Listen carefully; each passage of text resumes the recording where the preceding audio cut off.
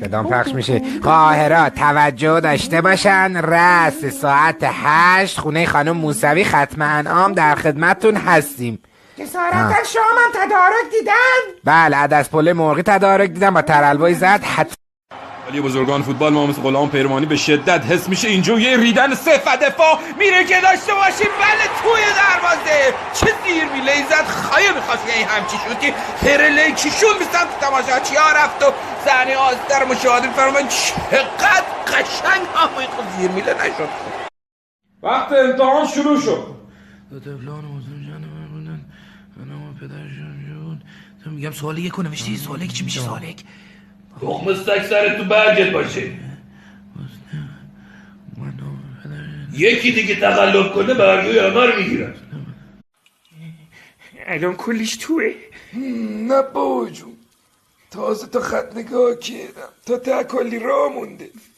ولی من دارم پاره میشم، تو گفتی خیلی کوچیک. من اولش به همه همین رو بگم، الانم بد آرومی نکو دردش بیشتر میشه. شل بگه حال کن. برش بگردم الهی کجا ببرمت؟ بریم پی همشون بخریم. میریم نون و کباب دو محلی خریم و پیاز. امروز آموزش ساندویچ کاتلیت داریم با ساس مخصوص. ابتدا خمیرای تون در میاریم که کمتون باد نکنه، سپس چطور شد؟ آمو این کتلت واسه سرخ بکنی نه نونو لاشی. حالا طوری نمیره که مخلفاتو بذاری توش. وای بستنی کلوی نون خوی کسش خلنی خدا کلام بازی هاچی چیه؟ هرکس صدام داری؟ صدا دارم بگو. داره میاد. نوکش قنچه زده بیرون. من تونستم تو فضا بیرینم. کستنه هرچی شیره.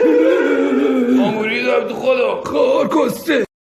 کاکای منی که لای پای توی که کیر نیست هست. آمو میگم نیست. زیر 5 سانته میگن دودول.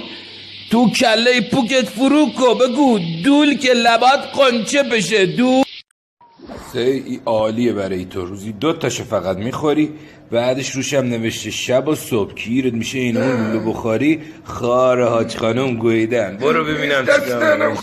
گرگانی که ما دیشب گرفتیمه، اچون آویزونش کنین به درخت، درس عبرت بشه برای همگان. بابا جون مادرت بذار برم، تو رو خدا. نه نکشیده، شیر من میشناسم. تو رضای صادقی خواننده اون نیستی؟ انترنای عزیز دقت داشته باشن، مریض حواسط قاش میشه. من ششیدم سردر بیمارستان سعدی. گیرم تو حراست باشه. کی تو را داد؟ مرد حساب صدا نداد بود، پای چپ من میخرفت، تخم راستم در آوردی. ایده ایده